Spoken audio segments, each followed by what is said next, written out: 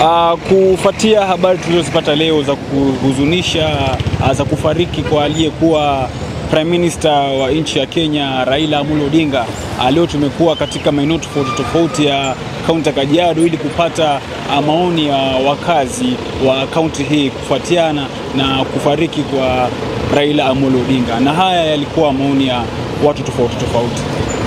Sijaamini baba amekufa kwa sababu saa hii niliona tu kwa mtandao, but sijajua kama amekufa ukweli. Sijaamini kabisa. Lakini hili jambo la mzee huyu Raila Amolo Odinga linanishangaza sana, linanikera, linaniuma mimi, linaniuma. Tumeachwa na nani? Kenya imeachwa na nani? Asua Kenya imeachwa na nani? Alikuwa anatushikilia hii mkono, sasa ameachilia. Ameachia nani? Swali langu kwa Wakenya, tutafanya nini bila papa? Na nakubali aje yeye kukufa asubuhi. Asubuhi unaitikiaje kifo baba Amolo Odinga? Aje unaitikia kifo yako mapema na tunakuhitaji.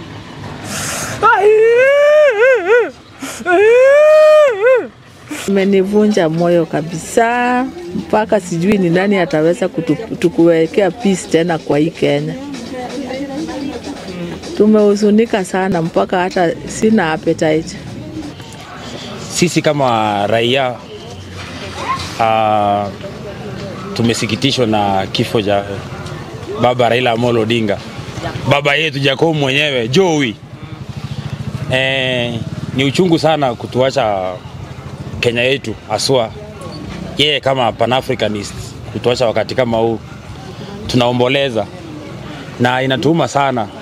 Sisi kama wananchi tumeishi shida zote tunakuwa nazo, tunalilianga mzee, na yeye ndio anatusikiza sana kuliko viongozi wote Kenya hii.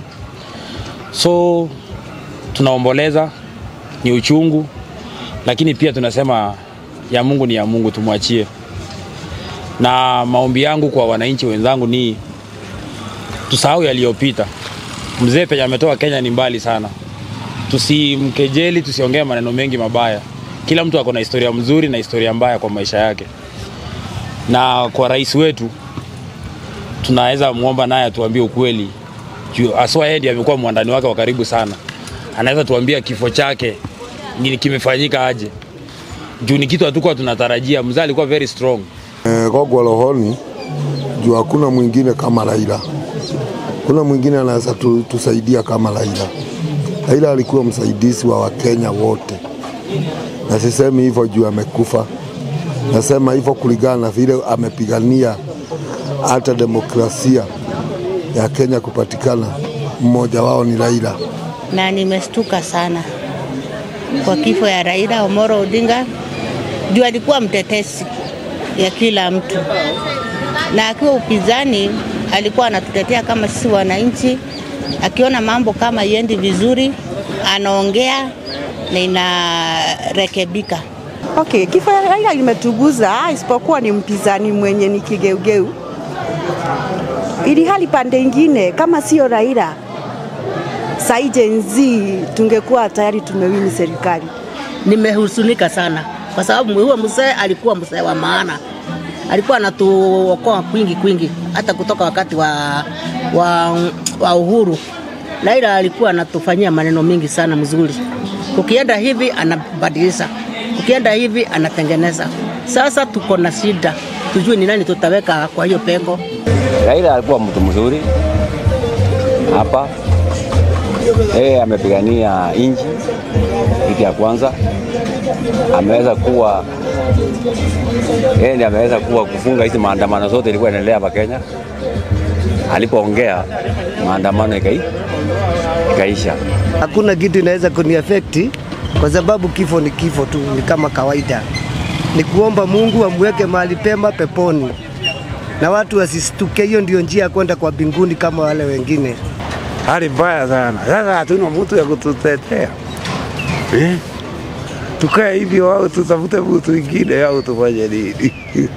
Shauri sasa hakuna mtu mwingine sasa alikuwa anasimamia raia. Ni Raila tu. Kitu ya Raila nimesikia mbaya sana akikufa kiolela. Bila sisi tukujua ni ugonjwa gani imemuua. Na miss kwa sababu alikuwa anatuambia siri venye Kenya inaendelea, na sasa tumemiss sana, tutamtamani sana, na ametuongoza kwa muda sana na ametusupport sana. Wanyonge itabidi sasa tuombe Mungu na tujitegemee si wenyewe venye tulikuwa tunajitegemea, na president atusaidie ajikakamue yeye mwenyewe. Tumehuzunika sana na kifo ya baba, lakini hiyo ni kifo ya mafundisho kwa sisi sote wa Kenya, kwa wakubwa wote wajue ule mkubwa wote ni Mwenyezi Mungu. Kifo ule ametujenga ama ule ametuumba ni Mwenyezi Mungu. Kama ni baba amekufa, hakuna mtu hawezi kufa.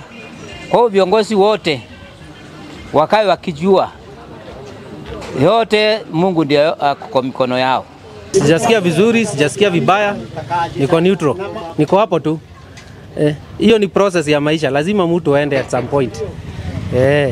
Ni wakati wake umefika.